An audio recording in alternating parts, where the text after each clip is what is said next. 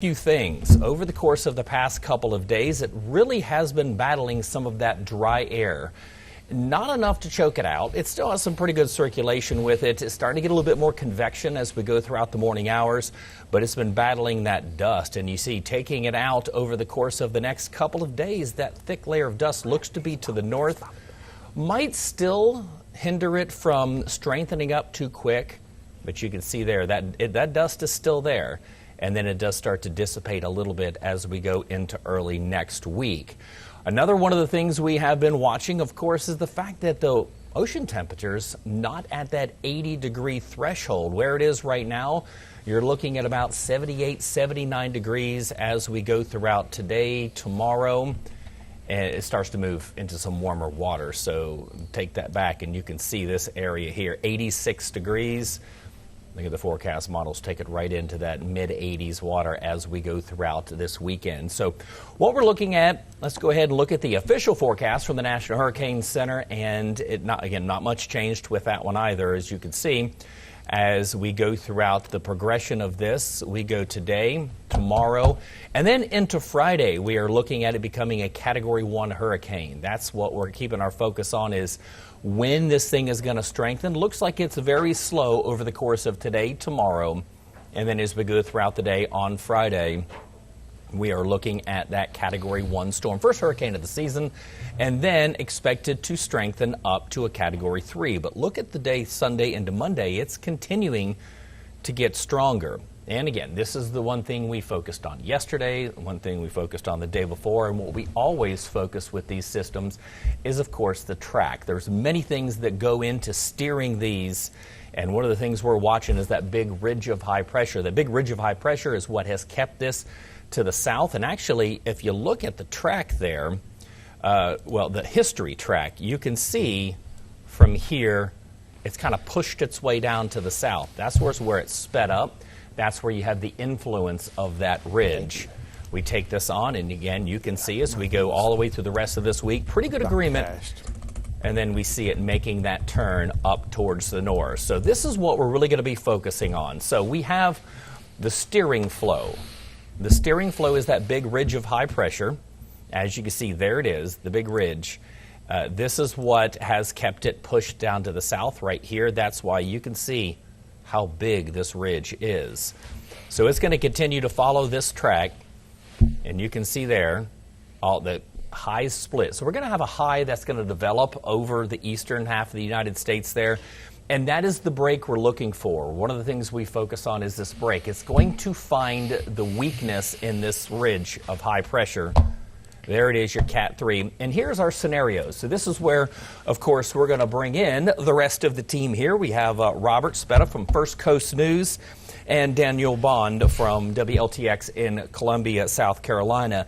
And this is where we all really focus. And I got to say, this is a big focus for you two, because there's not a single forecast model that is bringing it into the Gulf just yet. We've had a few stragglers with these spaghetti plots, but we're looking, and Robert, for you, it's been a long while since you guys have had a direct impact from one. I know we talk about Dorian, Matthew that skate up the coast, but this turn is one thing you're watching close. Yeah, the last time Jacksonville actually had direct impact from the eye wall of a hurricane, we have to go back to Dora. A little tidbit. The day after Dora hit, the Beatles played at the Gator Bowl in Jacksonville. So it gives you an idea of how long it's been since we've had a direct hit here. But, one thing you're showing with those ensembles the last few days, we've been seeing them kind of windshield wipe. And I think today, I don't know if Daniel, if you can agree with me as well as James, it does feel like the consensus is overall, I'm seeing less windshield wiping, the overall ensembles kind of pulling away, which gives me a lot better confidence. What are you thinking here, Daniel? Yeah, you use the term the windshield wiper effect. We hadn't heard that in a while, but you all remember that, especially when the National Hurricane Center, they would issue their advisory. It'd be on this side, it would be on the next side. But you're right. It looks like there's a lot of consensus, and we're going to keep our fingers crossed it will continue to kind of make its way in that weakness between the two highs. But you're talking about some of the history. Really, we talked about this yesterday. Everybody in South Carolina still points to Hugo. That's really the litmus test for activity in South Carolina, and we've got a lot of new residents that have never really been directly impacted by a major storm. So we are tracking this one closely, but as we've been talking about, the consensus as of now, we're not out of the woods yet, does kind of keep it away from the Carolinas. Yeah, exactly, and we're going to go back and talk about those two because I was actually in Myrtle Beach, South Carolina in 2018 when we had Florence, and they call it the escape route, and that's what we were watching for, the escape route. And if you go to the graphics here, you can see what I'm talking about. So what we have here is two tracks. Of course, we have Florence, which is this one here, and you can see where it actually took a nice northwest track, and we were waiting for that door to open, which would have been around Bermuda, for it to make that turn up to the north. And it didn't do that. So what happened is we had another high pressure that was in the north around the Great Lakes that actually pushed out. And then that pushed Florence back down to the south. And then that's why it made that loop around. I have Hugo on here as well. Hugo's this pink one, and if you look from coming off the coast of Africa to where it goes into the Lesser Antilles there, looks like around maybe Antigua, that kind of follows the same track that we're looking at with Erin. Again, looking at the same thing, looking at that escape route, that break in the high pressure. But what happened with Hugo is that high pressure that was over the Central Atlantic shifted to the west. And what that did is it kept it on more of a west track. You know, I could put a lot on here. We could talk about Dorian. Dorian did the same thing. Dorian actually stalled over the Bahamas, if you remember that one, as a Cat 5. And then that high pressure opened up and it made that quick turn. There was a lot of forecast models that had that one slamming straight into Fort Lauderdale as a Cat 5. It worked its way right up the coast and made landfall around, I believe it was Oak Island up in North Carolina. Same thing with Matthew. It found that weak spot and worked its way up to the north. So again, that's what we're looking at. And again, it's called an escape route is what a lot of them call it. And that is just where it finds that break in the two high pressures. So that's what we're looking for here is this high pressure. If this slides over to the west, then you get the tracks that shift to the west, and then we have another high pressure here. That shift to the north, shift to the south, or if that one shifts to the west, again, it helps pull that to the west. So that is the one scenario that we're looking at. And again, that's the one, we talked about this even last week, before this wave even come off the coast of Africa, forecast models were in pretty good consensus that it was on this track. And they have been fairly consistent. They've been waffling back and forth a little bit, but our main focus is going to be on this weekend. This weekend is when it's going to actually make that turn because, again, we have another scenario. And, again, this is where we talk more about the Matthew, the Dorian, the Hugo, is if this high pressure either gets stronger or shifts its way to the west. And, again, just like a hurricane forecast, the high pressure is also a forecast. So it's not where the high is now, it's where the high is going to be Sunday and Monday. How strong it's going to be, the exact location. So with the history of those, that's where we need to keep a close eye on that. And of course, there's still going to be impacts. And this is one of the things that I know that Robert, you and I were talking about just before we came on. When you have systems that are this far away, and you have nice weather, everyone thinks, hey, it's going to be a great beach day. But let's talk about Sunday going into Monday, what we could possibly see here when it comes to the surf. You know, and that always is a worry of mine, to be quite frank with you. It's the storms that are close enough that they're going to bring that powerful surf and those dangerous rip currents, but far enough away where you get that subsidence and it's beautiful weather. I'm going to be frankly honest. I would rather have us being kind of impacted by a weak tropical storm versus a hurricane offshore where it's far enough away, because it's all about mentality and the way, especially when you get people coming in from out of state. Maybe they're visiting from North Dakota, and it's still August. School's still out for a lot lot of places up north. So they're going to come, they're going to visit, they're going to head out to the beach, and they don't really understand the power behind some of these larger surf and the dangers of rip currents.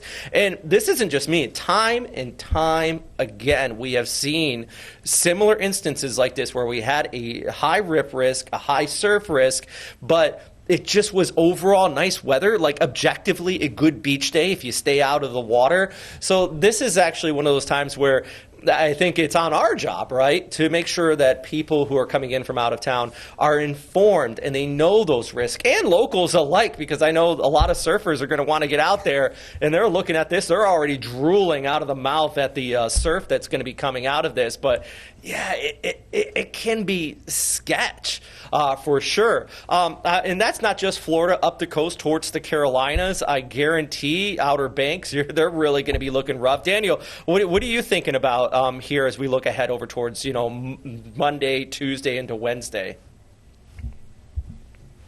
Yeah, that's something we have been emphasizing, that rip current risk, because like y'all were saying, the summer, at least beach, at least that window of time for people to enjoy the beach will continue over the next several days. And especially if you have a system off the coast, you're likely to have probably some decent beach weather if it's way off the coast. But you're right, those rip currents, deadly. I was just reading online here, according to the National Weather Service, 52 people have drowned. That's the preliminary report in 2025 due to rip currents and that sort of thing. So you're talking about a deadly situation, even if it stays way out in the Atlantic. So we've been emphasizing, make sure you're swimming near lifeguard, heed the advice of the local beach patrol, and if they're saying it's too dangerous to get out there, just don't get out in the water. You just don't want to risk it. Yeah, and we look at impacts. So that is one of the things that is our job, not only forecasting, but to convey the impacts of these systems to the public. And that is one of the big things with, having coastal. I mean, I know, Daniel, you're probably, about 3.5 hours from the coast. And a lot of the people in your area go every weekend. A lot of people live in Columbia that have houses in like Myrtle Beach or up along the Outer Banks or even down in Charleston like that. And for them to know that this could start as early as Sunday, and again, even Saturday, depending on how big this system gets. I mean, if this thing, for some reason, unfortunately, some of these forecast models have had a little trouble when it comes to rapid intensification. It looks like they're doing pretty good now just because of that dry air, but going into this weekend, if it moves out of that, moves into some warm ocean waters, we got low wind shear. If this thing is a Cat 4, even to the east and southeast of the Bahamas, we can already start to get impacts as we go into the weekend. So that is one of the things that, regardless of the track, we're going to have the wave height impacts out of this. Even if this one, I know it's a little hard to see, but where Bermuda is, and you can see where all that wind is and those wave heights, and you can see those are getting pretty large. You talk about a system that was just a tropical storm like in Dexter. We were looking at 20 to 30 foot. I know this was in the open ocean, but 20 to 30 foot wave heights out of that one.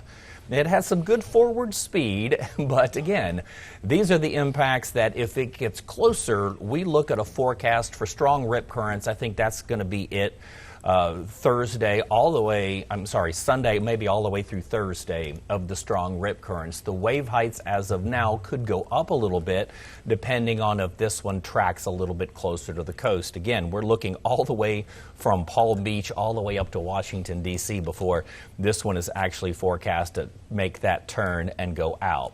So another impact we get a lot of, and all of us can say this, we talk about ones like Hurricane Florence in Columbia. We talk about Joaquin, one that never even hit. And this was back in 2015 where we had the 1,000-year flood. That one stalled north of the Bahamas. I think at one time it was a Cat 4, and that outflow, it was crazy. So this one, luckily, it doesn't look like, and I know you guys look at your models when it comes to rain, it doesn't look like this one is forecasted to be a big rainmaker. Most of the rain is going to be on the east-northeast side of that. And here we go into Monday. Now, this one's the European model. It's showing the track again that's a little bit closer to the Bahamas. Now, yesterday, the European model was actually one of the further west models, and it was the GFS taking it over the Bermuda. But you can even see with that, here we go on Wednesday, we're not looking at, an excessive amount of rainfall, which again is good news. You can keep people away from the beach, but you can't keep them from driving to work. And whenever you have some excessive rainfall, and it doesn't look like the coast is really seeing much, that is if this model holds true and this track holds true, it looks like most of that rain is going to be on the east and northern side of it. And it does look like you get some wraparound in South Carolina as we go Wednesday, Thursday, as it moves up towards the north. But what are your models looking like when it comes in terms of rainfall for next week? Are you looking at just a normal impact there, Daniel, or are you looking at anything excessive? Is anything hinted at just yet? Yeah, right now we're kind of looking at a typical summertime pattern. Obviously, if it gets a little bit closer, that's going to enhance the moisture. But over the past 13 days or so, we've had measurable rainfall at the Columbia Metropolitan Airport every day except for one. And so we're trying to dry out a little bit. Normally this time of the year, we're begging for maybe a weak tropical system to come up and bring us some rain. But at this point, we do not need any rain whatsoever. We're out of the drought. And so we're kind of keeping our fingers crossed, not just for the winds along the coast and the storm surge, obviously. We don't need any rain here in South Carolina because we have been super wet over the past 14 days. Yeah, no, kind of the same scenario with us, but just over the weekend. Jacksonville got it too. We had that low. And if you looked at the tropical map as of yesterday, that yellow X that was off the coast of Louisiana, that brought us excessive rain here as well. I think it was Saturday that St. Pete got 10 inches of rain, and just it was wet. So lucky for us, we're looking at the same thing. Hey James, can I jump in real quick? Absolutely. You kind of teed me up with something there with Joaquin. Yes. And then you were talking about wave heights off of the coast. And that sends a shiver down anybody from Jacksonville. And do either of you know what I'm talking about here? The Alfaro, of course, right? That ship 2015 sank because that storm was lingering and actually retrograded. It went back south, and that was one of the big rainmakers there. And I only point that out because we're talking about impacts, and I actually just had somebody who was asking me about their cruise. And I was like, cruise ships, they do not want to go anywhere near wave heights or anything like that. So something as well, shipping, cruise ships coming out of these areas along the East Coast could be looking at some impacts with that. I just wanted to jump in because you kind of teed it up there when you were talking about Joaquin and the big wave heights there, James. Well, and that's one of the things that we try to get across is because whenever we got Facebook, we got X, we got Instagram, we got all that where people post the cone. And a lot of people are so accustomed to looking at that cone and like, oh, we're not even in that cone. We ain't got to worry about nothing because everyone's focusing on wind. And that's just one aspect of these systems. Again, living along the coast, it's the surf. And again, it's the impacts it has on your daily lives with Joaquin doing the rain. And again, there might be someone who's planning on heading to Jacksonville to take a cruise out maybe on Sunday. That's definitely going to have an impact on that, especially if you plan on going to the Bahamas or into the Caribbean where this thing is skating north. Some of the models have shown it getting a little close to Puerto Rico as we go throughout the weekend. And what I have here is a couple of models. So the two main models that we use, and I'll show the model comparison coming up, is of course we have the European model. That's kind of been the one I've been looking at. Again, it's usually the most consistent on track. And of course, there it is right there. So we go through Thursday and we continue to take that. And the green is actually the high pressure. So what it's doing is, again, looking for that break in that high pressure. So European model has the high that is going to develop over the eastern U.S., moving us a little up towards the north. And that, again, is why I bring in the track of Florence, because this is exactly what happened. Now, Florence had a more northern track, but this green, that high, made a shift over here and kind of closed that door. This is the reason why we're going to continue to do these updates every day until this thing passes, because that high was forecasted consistently to stay right there and give it that curve to go out to sea. So right now this one's showing that high weakening, moving to the north, and again you see the track of where it just passed barely to Bermuda. Again, yesterday it was showing maybe just a little bit closer to the coast of the Carolinas, maybe the Outer Banks, but now you see where Bermuda is. And this hasn't shifted that much from run to run. But when you talk about a system this large, 50 miles makes a difference, 100 miles makes a difference, where, of course, you're still not in the cone, but those impacts are still going to be there. And, of course, those impacts intensify if this shifts to the west. So you look at the wind, again, wind just being one factor that goes into the impacts that we have. And now, again, this is the European model showing it passing just to the north. Now, you're going to see the potential for tropical storm force winds in Puerto Rico, and where you go from the greater Antilles down to the lesser Antilles there. And you continue to take that on. And again, it slows down typically when it makes that turn. It's found that weak edge of that high pressure. And you can see the main impacts still showing that it's going to be Bermuda. It'll be a little breezy along the coast of the Carolinas, maybe for Jacksonville as well, but we're not talking about that being the main impact. So again, go to the GFS model, and it has a little stronger ridge of high pressure, but it still shows that break in that ridge of high pressure. It shows the one that forms over us going up into Canada, and then there you go. You see it pretty much on the same track, and this us as meteorologists look for is consistency and model agreement. And because you can always look at a spaghetti model and have one that just goes into the Gulf, but every single one of the rest of them, I think this morning Mike Prangley was showing 100 different runs and 2 went into the Gulf. 98 of them made that turn up to the north, but it was just 2 single runs. So you're telling me there's a chance? There's a chance. But that's why we're here. Absolutely. There's always going to be that chance. He said it. James said it.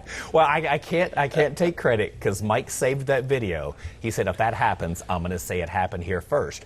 But I don't know if you guys remember Sandy. Hurricane Sandy. And I remember before, I was in Savannah, forecasting in Savannah at the time, and it just so happened to move to West Virginia when this one hit. And watching that one and watching all the runs go to the east except for one that made a turn. Next model run, it was 3. Next model run, it was 5. And then we all know what happened with Superstorm Sandy that made that west turn, turned into the superstorm, and the portions of my DMA in West Virginia got 4 feet of snow out of it. But this is the reason why we watch every single update, every single run, and we don't discount any of them. We are, again, looking for that consistency, which we have been getting. And again, I mentioned this, we've been getting this consistency since last week before this wave even came off the coast. And same thing with the winds here on the GFS. It pretty much shows the same that the European model was showing, the potential for some tropical storm force winds. This one turns a little quicker, and it looks like the greater Antilles not as much. And this one's unfortunately just really got a bullseye there on Bermuda.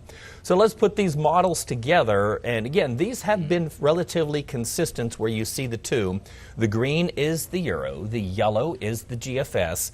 And you can see the GFS just making a little quicker turn, pretty much showing the same strength. And, you know, when it comes to model consistency a week out, this is pretty good.